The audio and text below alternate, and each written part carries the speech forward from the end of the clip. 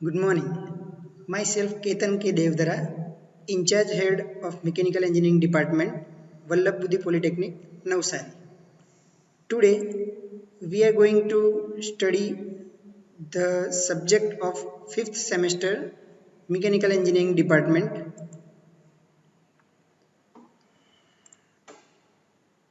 The subject is Manufacturing Engineering 3. The subject code is 3351903, in which we are going to study unit number 2. The topic is nomenclature of grinding wheel, in which we are going to cover the topics like classification of grinding wheel, types of abrasive materials, grit, grade, structure, types of bonding materials, and nomenclature of a grinding wheel as per IS. First of all, we start from classification of grinding wheel. અહીંયા આપણે અલગ અલગ રીતે grinding wheel જે classify થાય છે એ જોઈશું. એમાં સૌપ્રથમ છે અકોર્ડિંગ ટુ બોન્ડિંગ મટીરિયલ. તો બોન્ડિંગ મટીરિયલના પ્રકાર જે આપણે ઓલરેડી આગળના લેક્ચરમાં જોઈ ગયા છે, જેમ કે વિટ્રીફાઈડ બોન્ડ, સિલિકેટ બોન્ડ, બીજા પણ ઘણા જોઈ ગયા, rubber bond, organic bond, just like. બીજો પ્રકાર છે ગ્રેડ ઓફ વ્હીલ. એમાં બે મુખ્યત્વે પ્રકારો છે, soft grade wheel and hard grade wheel. ત્રીજો પ્રકાર છે structure, according to structure, open structure wheel and close structure wheel. તો અને ચોથો પ્રકાર છે શેપ ઓફ વ્હીલ, જે આપણે આગળની સ્લાઇડમાં જોઈએ. અહીંયા આપણે પહેલો પ્રકાર બોન્ડિંગ મટીરિયલ એ ઓલરેડી જોઈ ગયા છે, તો અત્યારે આપણે બીજો પ્રકાર જોઈશું ગ્રેડ ઓફ વ્હીલ. એના ગ્રેડ પ્રમાણેનું ક્લાસિફિકેશન. એમાં બે પ્રકારો છે, soft grade wheel and hard grade wheel. અહીં આકૃતિમાં જોઈ શકાય છે સોફ્ટ ગ્રેડ વ્હીલ અને હાર્ડ ગ્રેડ વ્હીલ આપેલું છે. સોફ્ટ ગ્રેડ વ્હીલ જે છે એ અહીં બોન્ડિંગ મટીરિયલ અને એબ્રેસિવ કણો વચ્ચેની જગ્યા ઉપર ડિપેન્ડ કરે છે કે સોફ્ટ ગ્રેડ છે કે હાર્ડ ગ્રેડ વ્હીલ છે. અહીંયા બોન્ડિંગ મટીરિયલને જો વધારે મજબૂતાઈથી એનું એબ્રેસિવ કણોને પકડી રાખતું હોય તો એને હાર્ડ ગ્રેડ વ્હીલ તરીકે ઓળખવામાં આવે છે.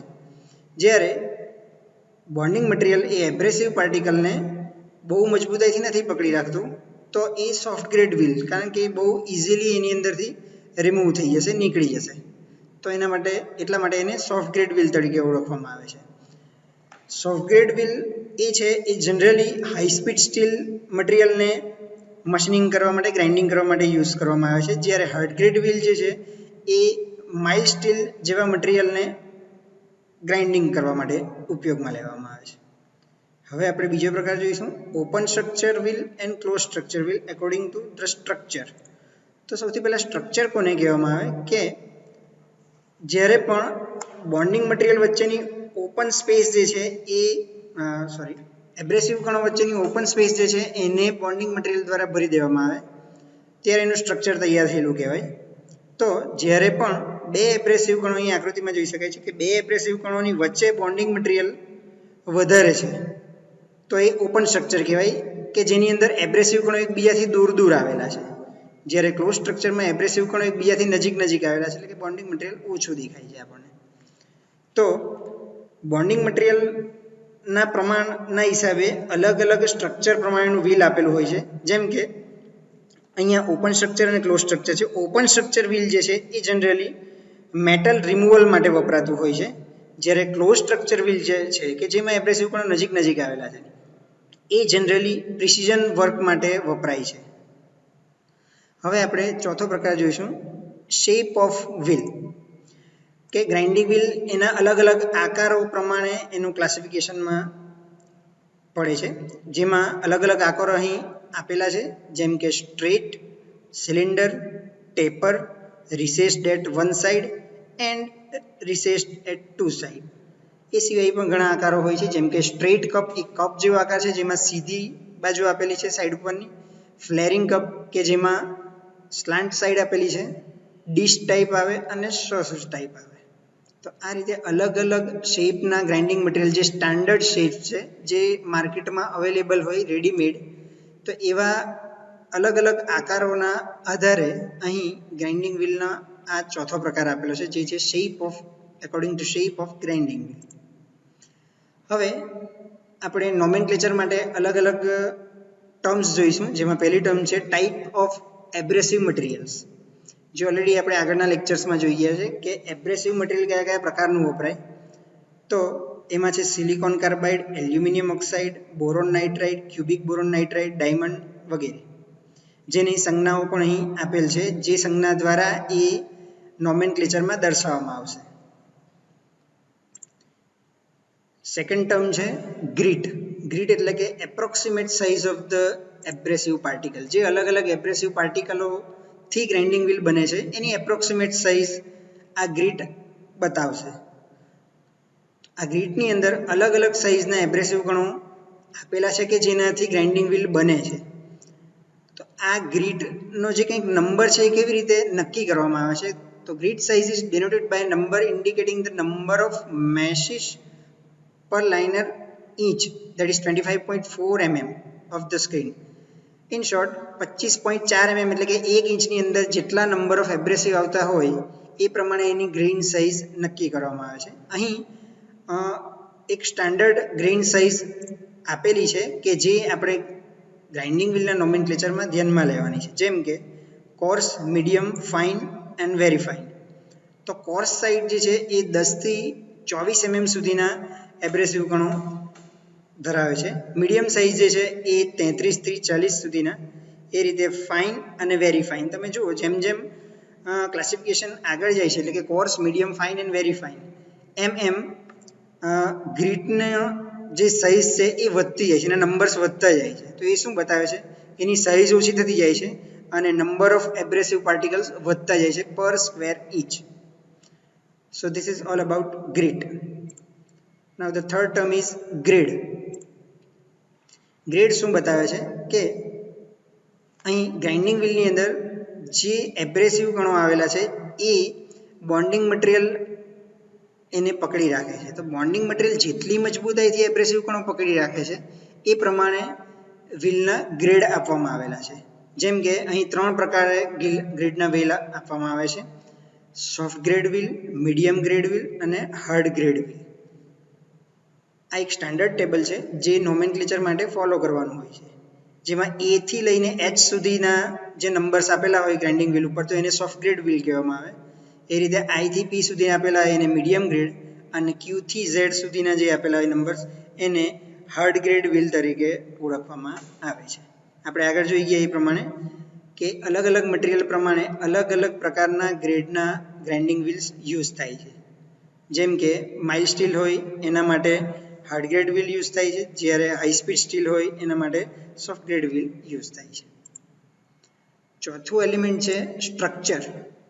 સ્ટ્રક્ચર સૌથી પહેલાં શું દર્શાવે છે કે આ structure grains are not packed tightly in the wheel but are disturb through the bound. અહીંયા બોન્ડિંગ મટીરિયલ જે છે એ એબ્રેસિવ કણોને મજબૂતાઈથી પકડી રાખે છે. મજબૂતાઈથી પકડી રાખે છે એની સાથે સાથે બે એબ્રેસિવ કણો વચ્ચે કેટલી ગેપ રહી છે એ પણ ધ્યાનમાં રાખવામાં આવે છે. જો એબ્રેસિવ કણો છૂટા છૂટા આપેલા હોય, દૂર દૂર આપેલા હોય, તો એને ઓપન સ્ટ્રક્ચર કહેવામાં આવે. જો નજીક નજીક આવેલા હોય તો એને ડેન્સ સ્ટ્રક્ચર કહેવામાં આવે. તો એ પ્રમાણેના નંબર્સ આપેલા હોય છે કે 1 થી 8 સુધી નંબર નામાંકિત કરેલો હોય ગ્રાઇન્ડિંગ વ્હીલ ઉપર, તો એને ડેન્સ સ્ટ્રક્ચર કહેવામાં આવે. જ્યારે 9 થી વધારે નંબર આગળ આપેલા હોય તો એ ઓપન સ્ટ્રક્ચર ગ્રાઇન્ડિંગ વ્હીલ તરીકે ઓળખાય છે. આની અંદર પાંચમું એલિમેન્ટ જોઈએ છે ટાઈપ્સ ઓફ બોન્ડિંગ મટીરિયલ્સ, જે પણ આપણે ઓલરેડી આગળ જોઈ ગયા છે કે અલગ અલગ પ્રકારના બોન્ડિંગ મટીરિયલ્સ વપરાય છે to give the grip to the grinding wheel and to give the mechanical strength to the grinding wheel. એ પ્રમાણે અલગ અલગ આપણે બોન્ડિંગ મટીરિયલ્સ યુઝ કરીએ છીએ, જેમ કે vitrified bond, silicate bond, oxychloride bond, resinoid bond, shellac bond, rubber bond. એને અલગ અલગ સંજ્ઞાઓથી દર્શાવવામાં આવે છે, જે પણ અહીં આપેલી છે. એ સંજ્ઞાઓ એટલે કે VSOBER આ બધી સંજ્ઞાઓ ગ્રાઇન્ડિંગ વ્હીલ ઉપર અંકિત કરેલી હશે, જેના ઉપરથી આપણે એને ઓળખી શકીએ.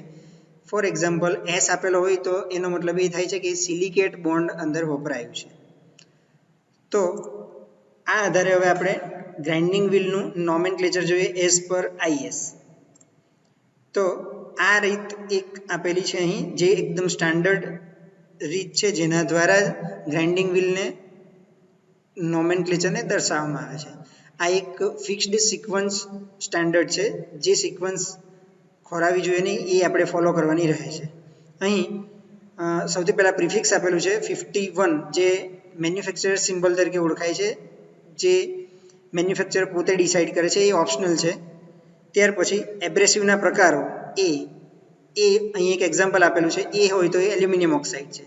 સેકન્ડ સિક્વન્સ આવે છે ગ્રેઇન સાઇઝ, એના ઉપરથી કઈ સાઇઝનો ગ્રેઇન અંદર યુઝ થયા છે એ આપણે નંબર ઉપરથી નક્કી કરી શકીએ. નેક્સ્ટ છે ગ્રેડ, જે કયા ગ્રેડનું વ્હીલ છે એ બતાવે છે. અહીં આપણે અલગ અલગ ગ્રેડ્સ આપણે આગળ પણ જોઈ ગયા છે. આગળ આપેલું છે સ્ટ્રક્ચર, તો ડેન્સ સ્ટ્રક્ચર છે કે ઓપન સ્ટ્રક્ચર છે એ આપેલ નંબર ઉપરથી આપણે ઓળખી શકીએ છીએ. જેમ કે અહીં 5 આપેલું છે તો એ ડેન્સ સ્ટ્રક્ચરમાં આવશે. નેક્સ્ટ સિક્વન્સમાં આવે છે બોન્ડ ટાઈપ. ફોર એક્ઝામ્પલ અહીંયા V છે બોન્ડ ટાઈપ, તો એ શું બતાવે છે? વિટ્રીફાઈડ બોન્ડ છે એ રીતે બતાવે છે. અને લાસ્ટમાં જે નંબર આપેલો છે એ પણ મેન્યુફેક્ચરર પ્રાઇવેટ માર્કિંગ છે એના આઈડેન્ટિફિકેશન માટે, એ પણ ઓપ્શનલ છે, મેન્યુફેક્ચરર ધારે તો રાખી શકે. ઇન શોર્ટ, અહીં 1 થી લઈને 6 સુધી જે કંઈક 1 થી લઈને 5 સુધી જે કંઈક ઓપ્શન આપેલા છે એ કમ્પલસરી ફોલો કરવાના હોય છે. ફર્સ્ટ અને લાસ્ટ જે છે એ કમ્પલસરી નથી, ઓપ્શનલ છે. ઓકે, તો આ રીતે નોમેનક્લેચર ઓફ ગ્રાઇન્ડિંગ વ્હીલ આપવામાં આવે છે. Thank you.